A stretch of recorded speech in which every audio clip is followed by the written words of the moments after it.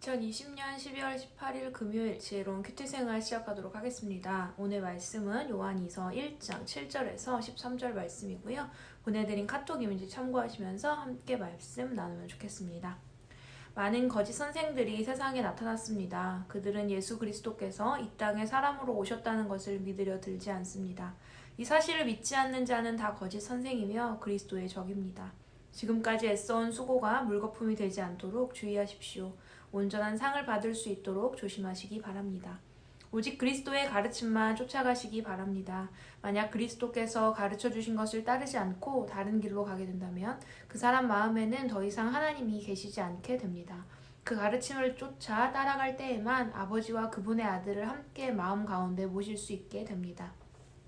누군가 이 가르침 이외의 것을 가지고 여러분을 찾아오거든 그 사람을 집에 맞아들이지도 말고 인사도 하지 마십시오. 만약 그 사람을 받아들이면 그가 하는 악한 일을 여러분이 돕는 셈이 됩니다. 하고 싶은 말이 많지만 이만 줄이겠습니다. 오히려 빠른 시간 내에 직접 만나서 서로 얘기하는 기쁨을 가지게 되었으면 좋겠습니다. 하나님께서 선택하신 당신 자매의 자녀들이 부인에게 안부를 전합니다. 아멘. 교회의 부인들과 자녀들을 진리 안에서 사랑한다고 고백하고 서로 사랑하라 격려하던 요한의 서신은 조금 진지하고 단호한 분위기로 바뀌면서 거짓 선생에 대한 경고의 이야기를 건넵니다. 요한일서를 통해서도 나누었지만 이 당시 교회에는 예수님이 인간의 몸을 입고 오셔서 십자가에 죽으시고 부활하셨다는 사실을 부인하는 사람들이 있었습니다. 이들을 요한은 적 그리스도라고 표현하기도 했습니다. 영지주의라고 알려진 이 거짓 사상을 따르는 사람들이 교회 안에 교인인 척 들어와 함께 생활하다가 자신들이 믿고 있는 이 사실을 성도들에게 전하며 교회를 혼란케 하고 있었기에 요한은 이 내용에 대해서 경고하고 있는 것입니다. 교회를, 신앙을 어지럽게 하는 이단들은 지금도 우리 주변에 많이 있습니다. 그렇다면 이 상황 가운데서 그들이 우리의 신앙에 혼란함을 줄 때 우리는 어떻게 해야 할까요?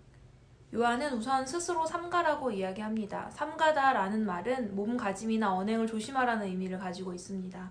내가 신앙의 연수가 길다고, 내가 잘 안다고, 나는 절대 그런 일에 넘어가지 않을 거라 자만하지 말고 조심하라는 것입니다. 그리고 내가 믿는 것과 다른 것을 말하는 이들이 있으면 집에 들이지도 말고 인사도 하지 말라고 합니다. 요한의 이야기가 조금 극단적이게 들릴 수는 있으나 사람은 사람들과의 관계에 많은 영향을 받는 존재이기 때문에 교묘하게 접근해와서 탄탄한 관계를 만들어두고 다른 복음, 다른 구원을 말하게 되면 우리들의 마음이 또 어떻게 움직이게 될지 모르기 때문입니다.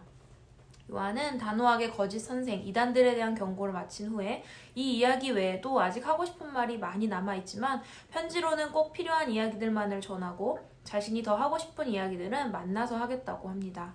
아마도 요한은 지금껏 그가 말해온 사랑을 자신의 삶에서 잘 지키는 자였던 것 같습니다. 사랑은 말과 글로만 하는 것이 아니라 눈과 눈을 마주보고 또 함께 시간을 보내며 하는 것이기에 글로 다 전할 수 없는, 표현할 수 없는 자신의 사랑을 나누기 위해 일단 그곳으로 가서 얼굴을 보면서 이야기하겠다는 의미입니다. 우리 안에도 요한 같은 이런 사랑이 있었으면 좋겠습니다. 말보다 몸으로 직접 보여주는 사랑 말입니다. 요한이 성도들과 얼굴을 마주하며 이야기하려는 의도는 자신의 기쁨을 충족시키기 위함이 아니라 오히려 자신과 만날 성도들의 기쁨을 위한 것이라고 이야기하고 있듯 오늘 그리스도인인 우리에게 필요한 사랑은 나 중심의 사랑이 아니라 상대방 중심의 사랑, 이웃 중심의 사랑이라는 것을 기억해야 합니다. 오늘 나의 삶 가운데서 혹시 나와는 다른 믿음을 말하는 사람은 없습니까? 이런 일은 나에게 일어나지 않을 거야 라고 생각하며 이 부분에 대해 안일하게 생각해왔던 나의 모습은 아니었나요? 우리는 요한의 이야기처럼 이 부분에 대해 항상 스스로 삼가며 경계하는 마음을 가지고 있어야 합니다. 꼭 지금이 아니더라도 어느새 익숙하게 내 옆자리를 차지하게 된 누군가, 나와 많은 시간을 보내는 누군가가 내가 알고 있는 것과 다른 믿음을 말한다면 그 혼란스러움은 어떻게 해결할 수 있으며 내 마음은 흔들리지 않을 자신이 있나요? 이단에 빠지는 대부분의 사람이 스스로 삼가지 못하다가 조심하지 못하고 자만하다가 그렇게 되는 것들 많이 봅니다. 너무 쉽게 시간과 자리를 내어주고 나중에 후회하는 일이 없도록 항상 우리는 우리의 신앙의 문제에 있어 늘 관심을 가지고 깨어 경계해야 합니다. 또한 그리스도인인 우리에게 필요한 것은 신앙적으로 깨어있는 것뿐 아니라 예수님이 우리에게 주신 사랑의 계명을 지키고 살아가는 것입니다. 하나님을 사랑하고 또 이웃을 사랑하는 사랑으로 가득 찬 삶을 살아가야 하는 것이지요. 하나님을 향한 사랑이든 이웃을 향한 사랑이든 오늘 나의 사랑은 누구를 중심으로 하는 사랑인가요? 예수님을 닮은 우리의 사랑은 상대방을 배려하고 존중하는 이웃 중심적인 사랑이 되어야 한다는 것을 기억하기 바랍니다. 우리 운동원들의 삶에 늘 하나님을 올바르게 믿고 사랑하는 자들과의 연합이 가득하기를 바랍니다. 또한 우리 운동원들의 삶이 예수님을 닮은 나보다 상대방을 더 위하고 배려하는 그런 훈훈하고 따뜻한 사랑으로 가득하기를 바랍니다. 이런 삶의 모습으로 언제나 어디서나 하나님의 마음을 흡족하게 하는 자, 세상에 하나님의 사랑을 전하는 귀한 통로들이 되는 우리 고등부 운동원들이 되기를 소망합니다. 지혜로운 큐티 생활 92번째 시간이었습니다. 우리가 함께 나눈 요한 2서는 안일하게 생각했던 우리의 신앙적인 부분이나 또 당연하게 여기며 살았던 사랑에 대한 내용들을 우리에게 되짚어주므로 많은 생각을 하게 해주었던 본문인 것 같습니다.